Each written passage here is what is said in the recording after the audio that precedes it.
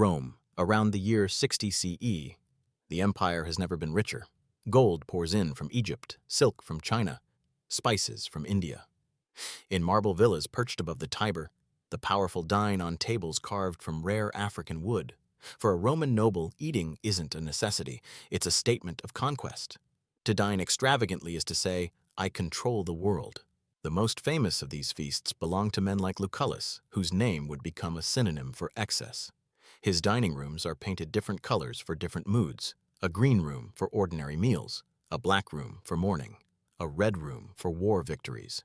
When a guest asks which room they will dine in tonight, Lucullus replies, "In the room where Lucullus dines with Lucullus." In another generation, Nero will turn this private luxury into imperial theater.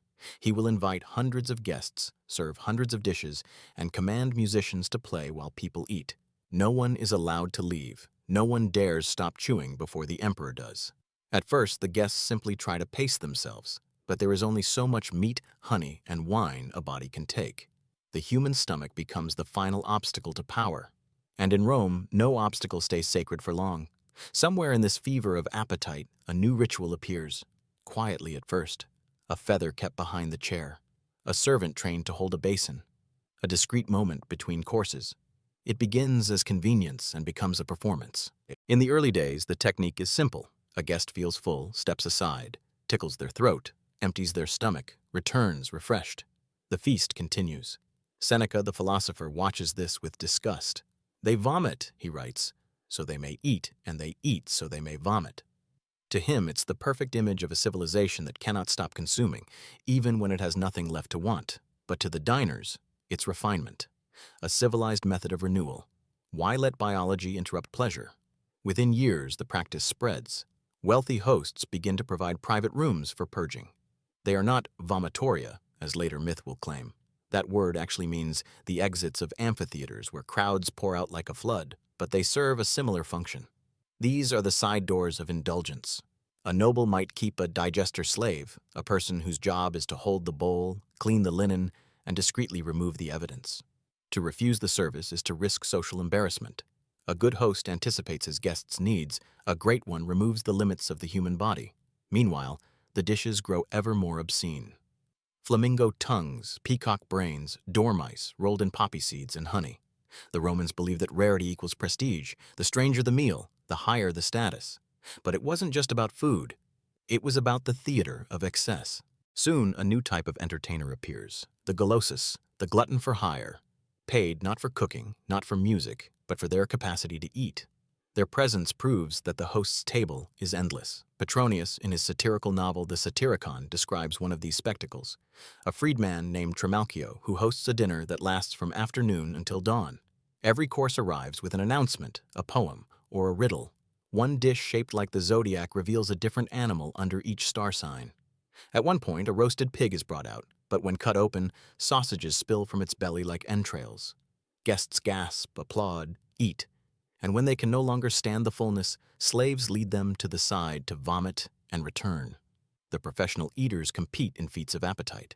The bigger their stomachs, the more famous they become. They are Rome's living metaphors, men who turn gluttony into a skill. If you're finding this disturbing, you're not alone. Even ancient writers were horrified. But remember, to Romans, this was sophistication. A city that conquered hunger had earned the right to defy it. Enter Nero, emperor, artist, monster. He turns dining into imperial propaganda. At his golden house, the Domus Aurea, Nero constructs rotating ceilings that sprinkle guests with flower petals and perfume. Dinner lasts all night. Wine flows in silver fountains. Poets perform between courses. But there is one rule: no one may leave before the emperor. When Nero decides the feast continues, it continues. When he sings, they applaud. When he laughs, they laugh. Senators faint from exhaustion. Some are rumored to die quietly rather than interrupt the emperor's pleasure. Nero's vanity infects the banquet itself. He stages performances where mythic deaths are reenacted with real blood. A prisoner plays Icarus and is set on fire mid-flight. A condemned woman plays a goddess giving birth, and truly gives birth before dying. This is no longer feasting. This is consumption as religion. As the empire expands, so does its appetite. The ability to waste becomes a symbol of divine favor. To throw up mid-banquet is not disgusting. It's proof that you can afford to. The poor cannot waste food, the powerful must. Soon, bodily functions themselves become taxable or commodified. Emperor Vespasian imposes a tax on urine collected from public latrines because tanners use its ammonia to clean cloth. When his son protests, Vespasian holds a coin to his nose and says, "Money doesn't stink." In a city where even urine has market value, nothing is sacred, not even the contents of one's stomach. Here's where I need to pause, because this wasn't just gluttony, it was a philosophy. The Roman elite believed that domination meant control over nature, including the body, hunger, digestion, exhaustion. These were obstacles to be conquered, not obeyed. By the late 1st century, the cycle is complete. The feast has become a loop with no end. Eat, vomit. Eat again. Musicians play while slaves carry out bowls of vomit. Perfume masks the smell. Guests laugh. The sound of retching is drowned beneath the lyre. Rome applauds itself. Would you call this power or madness? Because to the Romans, it was both.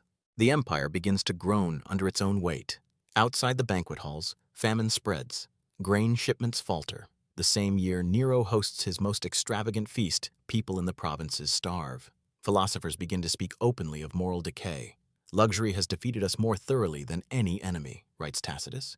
We have learned to die of abundance. But the system keeps feeding itself. When Nero dies by his own hand, gluttony doesn't vanish. It metastasizes. The emperors who follow him, Galba, Otho, Vitellius, each compete to inherit not just the throne, but the image of excess. Vitellius, according to Suetonius, is said to eat 4 full meals a day, each consisting of hundreds of dishes. His stomach becomes the empire's symbol, vast, unstoppable, rotting from the inside. Then, inevitably, comes the collapse. Civil war, debt, plague, invasion. The marble palaces crumble. The feasts grow smaller, meaner, desperate. The professional eaters disappear. Their craft no longer admired, their talents now shameful. No one needs them anymore. The empire itself has become their replacement, a body bloated by conquest, purging its own provinces to survive. The system that once celebrated appetite now chokes on it. At last, Rome's endless banquet ends, not with a toast, but with silence. The marble tables gather dust, the laughter fades. The empire that once fed on the world begins to feed on memory. What does this tell us about power? That when wealth has no limit, appetite becomes the language of dominance. To control others, you must first prove you can control nature. The Roman elite believed they had conquered hunger, but hunger in the end conquered them. Seneca warned them. "The body, symbolized," he wrote, "will take revenge on those who abuse it." And so it did. Look closely, and you can still see them. The ghosts of the banquets, the servants carrying bowls, the nobles reclining on couches of ivory, the quiet, practiced motion of a feather touching the throat. The stones of Rome remember. We may no longer feast until we vomit, but we have our own rituals of excess, our own spectacles of consumption. We binge, we scroll, we spend, we purge. We call it progress. They called it civilization. But maybe the line between us and them is thinner than we like to think. A civilization that could not stop consuming itself until there was nothing left to consume but its own reflection. And in that reflection, somewhere between laughter and retching, between the echo of music and the clatter of silver bowls, you can still hear the whisper of the old empire. Eat, drink, repeat.